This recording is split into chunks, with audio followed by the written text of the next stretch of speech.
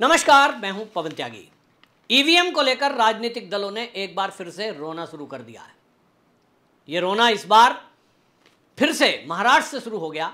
महाराष्ट्र में उद्धव ठाकरे गुट के एक व्यक्ति खड़े थे चुनाव में, और एक तरफ खड़े थे एकनाथ शिंदे गुट के, और शिंदे गुट के रविंद्र वायकर थे, और उद्धव गुट से अमोल कीर्तिकर। ये दोनों लोग चुनाव में खड़े थे, और इसमें हुआ ये कि जो उद्धव ठाकरे गुट के अमोल कीर्तिकर थे, ये कुछ वोटों से 40 वोटों से ये हार गए। अब ये हार गए तो ये दावा कर रहे हैं कि साहब मेरे सामने मैंने देखा है कि फ़ोन पर ओटीपी आया और उसके बाद इन्होंने ईवीएम को हैक कर दिया। दावा किया जा रहा है कि जो शिंदे गुट के रविंद्र वायकर जीते हैं, इन्होंने ओटीपी के द्वारा ईवीएम को अनलॉक कर दिया और उसके बाद उसमें अपनी वोट भर दी, वरना जीतता मैं। अब इस पर जो उद्धव ठाकरे गुट के लोग हैं, वो इस पर वहाँ की जो प्रवक्ता हैं, वो प्रवक्ता जो है पोस्ट पर वीडियो डाल रही हैं कि साहब ईवीएम हैक हो सकती है। तो फिर सारा एक बार फिर से कबाल जो है, इंडी गठबंधन के जो नेता हैं, फिर से ईवीएम का रोना रोने लगे हैं। एक पत्रकार हैं, मैं उनकी तो बड़ी तारीफ करता हूँ, अब नाम लेने की जरूरत नहीं है, लेकिन उन्होंने जो बात बोली मुझे भी लगता है कि ये हो जाना चाहिए। जिनको भी ईवीएम पर ये शक है, जो भी कांग्रेस के नेता हों, राहुल गांधी हो, अखिलेश यादव हो, जो ये कह रहे हैं कि ईवीएम में हैकिंग हुई है, ईवीएम में गड़बड़ी हुई है, वो अपने सांसदों को कहें कि वो इस्तीफा दे दें और अपनी अपनी सीट पर वहां बैलेट से चुनाव करा देते हैं। चलिए, सारे कांग्रेस के सांसद इस्तीफा दें, 99 संख्या उनकी जीत कर आई है। उन सीटों पर सबसे पहले चुनाव होगा। बैलेट से चुनाव करने के लिए वो खुद से चुनाव आयोग को लिख के दें कि हम इस्तीफा दे रहे हैं अपनी सीट से, और हमारी सीट पर हम ईवीएम से नहीं बैलेट से चुनाव चाहते हैं। जिनको ईवीएम पर यकीन है वो ईवीएम से चुनाव होगा, होता है, होता रहेगा, ये चुनाव आयोग ने स्पष्ट कर दिया। जिनको यकीन नहीं है, वो समाजवादी पार्टी के अखिलेश यादव बोल रहे हैं तो भैया सारे अपने सांसदों से इस्तीफा दिलवाओ। राहुल गांधी बोल रहे हैं, राहुल गांधी इस्तीफा दिलवाओ। उद्धव ठाकरे गुट सवाल उठा रहा है, उद्धव ठाकरे जी अपने सारे सांसदों से इस्तीफा दिलवाओ।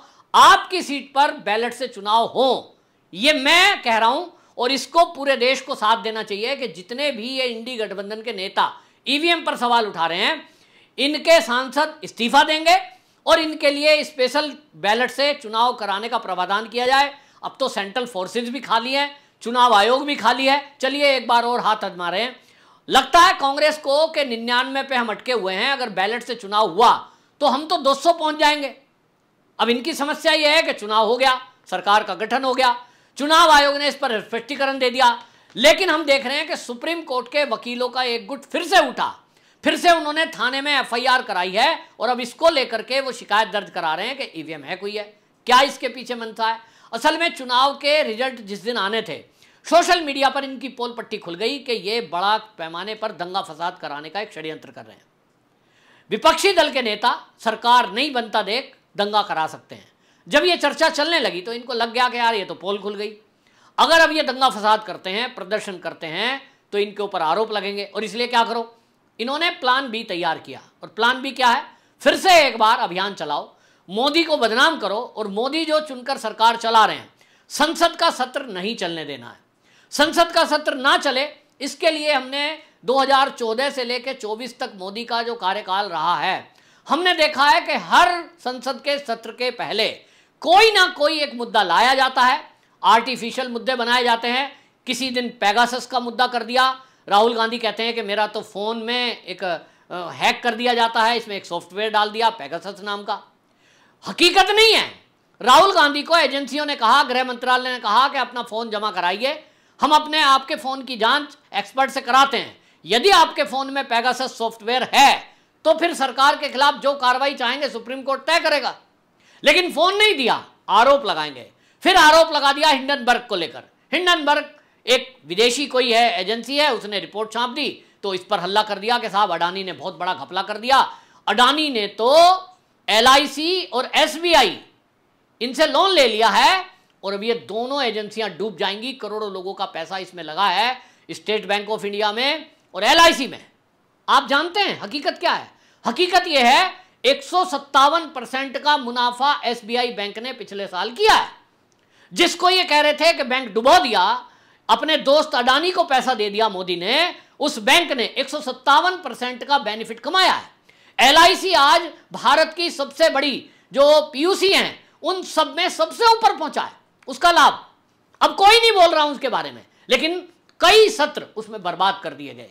एक सत्र इसलिए बर्बाद कर दिया गया कि देश के अंदर जो राफेल आ रहे हैं, कांग्रेस ने कहा हमने तो 1600 करोड़ का डील की थी, मोदी जी कर रहे हैं साहब ये तो जो है 3000 करोड़ का। अरे भाई, एक खाली जेब में आप पैंट ला रहे हो खरीद के, एक खाली कार ला रहे हो, एक कार में आप पूरी एक्सेसरीज लगवा के ला रहे हो, तो कीमत में फर्क आएगा।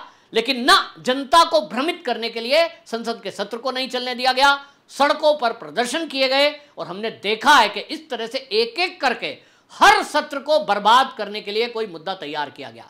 मेरे पास इस बात की जानकारी आ चुकी है कि ये ईवीएम और कोई मुद्दा नहीं है। ईवीएम ना तो हैक हो सकती है, ना ईवीएम किसी ने हैक की है। इसकी स्पष्टीकरण कई बार चुनाव आयोग दे चुका है, लेकिन अब नंबर यह है कि जिन्होंने भी ईवीएम पर सवाल उठाया, अब उनको उठाकर देशद्रोह की धाराओं में जेल के अंदर डालने का टाइम है। बहुत नाटक हो गया, बहुत नौटंकी हो गई, बहुत धरने हो गए, बहुत प्रदर्शन हो गए। कांग्रेस को लगता है कि उनके पास 99 की संख्या है, उनके पास अब संख्या बल ज्यादा है, तो वो संसद के सत्र को नहीं चलने देंगे। पहले से सरकार को इसकी तैयारी करनी पड़ेगी, और इसलिए मैं ये कह रहा हूं कि इस बार एक कानून भी पास मोदी को पहले ही दिन कर देना चाहिए कि संसद के अंदर यदि कोई सांसद बदतमीजी करे, अपना काम डिबेट का है, देश निर्माण का है, इसलिए लोगों ने चुनकर भेजा है, वहां बच्चों की तरह, जैसे क्लासरूम में बच्चे शैतान बच्चा हल्ला करता है, उस तरह से हल्ला गुल्ला करने का नहीं है। यदि कोई सांसद इस तरह का काम करता है, आम आदमी को अनुशासनहीनता की सजा दी जाती है। अगर अपने कार्यालय में कोई आदमी, सोचिए कि अगर ऑफिस में वो अपने बॉस से नाराज है, अपने कलीग से नाराज है, और वो बेंच पे खड़ा होकर हल्ला मचाने लगे, तो क्या होगा? उसको तुरंत सस्पेंड कर दिया जाएगा, नौकरी से बाहर भी किया जा सकता है। लेकिन सांसदों का कुछ नहीं होता। देश की आवाज उठाने के नाम पर जो बदतमीजी चलती है, इस पर तुरंत एक्शन करने के लिए नया कानून बनाने की आवश्यकता है। नहीं तो ईवीएम का बहाना लेकर इस बार जो पहला सत्र होने वाला है, लिख कर ले लो, ये पूरा विपक्ष हल्ला करेगा और ये कहेंगे कि ये चुनाव ईवीएम से जो हुए हैं इनको रद्द किया जाए, हम नहीं मानते मोदी को, मोदी पीएम है, हम नहीं मानते। और ये मल्लिकार्जुन खड़गे खुद कह चुके हैं कि बेईमानी से जीता हुआ प्रधानमंत्री बना है मोदी, हम इनको प्रधानमंत्री नहीं मानते। ऐसे कई विपक्षी नेताओं ने बयान दे दिए हैं। तो ईवीएम का रोना रोया जा रहा है। इस मामले में आपको बता दूं, अखिलेश यादव तक एलन मस्क ने एक ट्वीट कर दिया है, एक्स पर पोस्ट लिख दिया। हालांकि उन्होंने वो अमेरिका के चुनाव के लिए लिखा, लेकिन अखिलेश यादव जी को इनका इतना प्यार आया कि वो लिखते क्या है मैं आपको बताता हूं। एलन मस्क ने जो पोस्ट डाली है उसको रिपोस्ट कर दिया है कांग्रेसियों ने, राहुल गांधी ने भी किया है। भारत में ईवीएम एक ब्लैक बॉक्स है और किसी को भी उसकी जांच करने की अनुमति नहीं है। हमारी चुनावी प्रक्रिया में पारदर्शिता से लेकर गंभीर चिंताएं जताई जा रही हैं। जब संस्थाओं में जवाबदेही का अभाव होता है तो लोकतंत्र दिखावा बन जाता है और धोखाधड़ी की आशंका बढ़ जाती है। ये कौन बोल रहा है? कि ये पोस्ट किया हुआ है, रीपोस्ट कर दिया राहुल गांधी ने। अभी अखिलेश यादव जी क्या लिखते हैं? टेक्नोलॉजी समस्याओं को दूर करने के लिए होती है और अगर वही मुश्किल की वजह बन जाए तो उसका इस्तेमाल बंद कर देना चाहिए। तो भाई अखिलेश यादव जी, आप जितनी भी टेक्नोलॉजी का यूज करते हैं, मोबाइल फोन यूज करते होंगे, लैपटॉप यूज करते होंगे, आपकी कार जिसमें आप चलते हैं उसमें भी टेक्नोलॉजी का इस्तेमाल है। आजकल एडास सिस्टम लगा है, उसके अंदर अलार्म सिस्टम लगा है। तो भाई ये टेक्नोलॉजी मुसीबत भी बन सकती है। आपका ड्राइवर किसी दिन एडास सिस्टम के भरोसे अगर हैंडल छोड़कर, स्टीयरिंग छोड़कर गाड़ी चलाए तो मुसीबत बन सकती है, एक्सीडेंट भी हो सकता है। यहाँ तो कोई अचानक से बकरी आ जाए सड़क पे, टक्कर हो जाएगी। तो आप ये जो गाड़ी है आपकी 50 लाख की, अखिलेश जी, इसमें चलना छोड़ दो और कहीं से अम्बेसडर कार ढूंढो पुरानी वाली, उसमें चला करो, ठीक है? बिना टेक्नोलॉजी की गाड़ी खोजो और उसमें चलना शुरू करो। मोबाइल फ़ोन एंड्रॉयड मत लेना, आईफोन मत लेना, पुराना कीपैड वाला फ़ोन 1500 वाला वो इस्तेमाल करो, क्योंकि भाई इसमें तो पेगासस हो सकता है नए वाले फ़ोन में। इसमें आप लोगों ने आरोप लगाया है, विपक्षी पार्टियों ने, कि मोदी जी ने हमारे फ़ोन की जासूसी कराई, विपक्षी नेताओं की, इसमें जो है सॉफ्टवेयर डाल दिया। तो सॉफ्टवेयर परेशानी का कारण है अखिलेश जी, आप लिख रहे हैं। तो भैया सॉफ्टवेयर जिसमें डल जाए वैसा फोन इस्तेमाल ही मत करो, छोड़िए कीपैड वाला फोन इस्तेमाल करो। तो अखिलेश यादव जी जो सलाह दे रहे हैं, पहले अपने से शुरू करो, टेक्नोलॉजी को छोड़ो, पुराने जमाने में लौट जाओ, कार के बजाय बैलगाड़ी में चलो, और अपना जो महल है ना उसमें जो टेक्नोलॉजी का इस्तेमाल है उसे भी छोड़ दो, फोन कीपैड वाला इस्तेमाल करो। और जिस दिन ये कर लो अखिलेश जी, उस दिन मीडिया में आके दिखाना, देखो जी मैं कीपैड वाला फोन रखता हूं, मैं कोई फोन का इस्तेमाल नहीं करता क्योंकि पेगासस से मुझे डर है।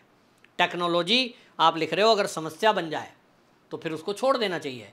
फिर आप कहना देखो जी मैंने बैलगाड़ी से चलना शुरू कर दिया है क्योंकि कार पे भरोसा नहीं है, आजकल सारी टेक्नोलॉजी की गाड़ियां आ गई हैं, पता नहीं कहाँ टकरा जाए। बैलगाड़ी ठीक है, टक्कर ही नहीं लगेगी।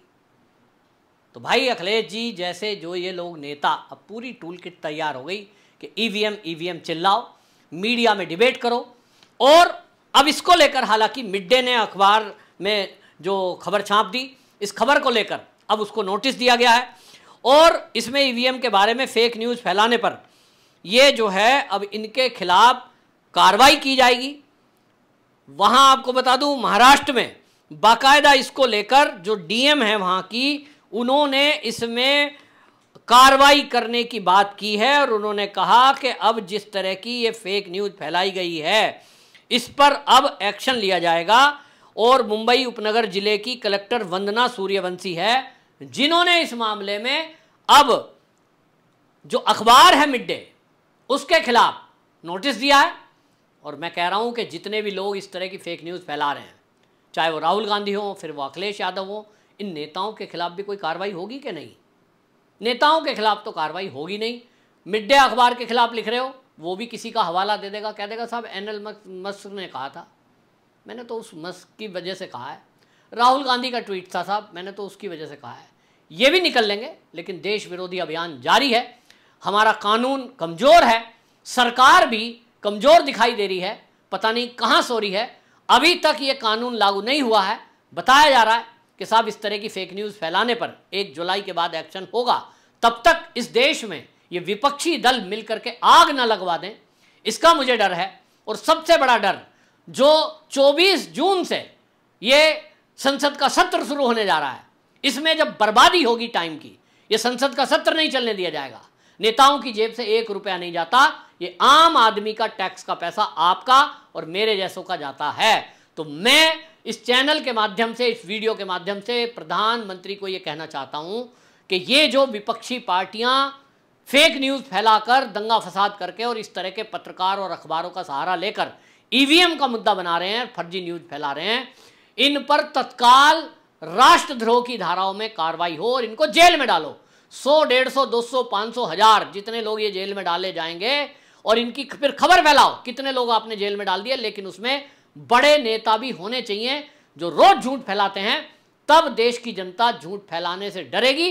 वरना ये झूठ इसी तरह फैलता रहेगा, देश में दंगे फसाद होते रहेंगे और संसद में यूं ही सांसद हल्ला करते रहेंगे, हमारा पैसा बर्बाद होता रहेगा। आपकी क्या राय है कमेंट में जरूर बताएं। वंदे मातरम।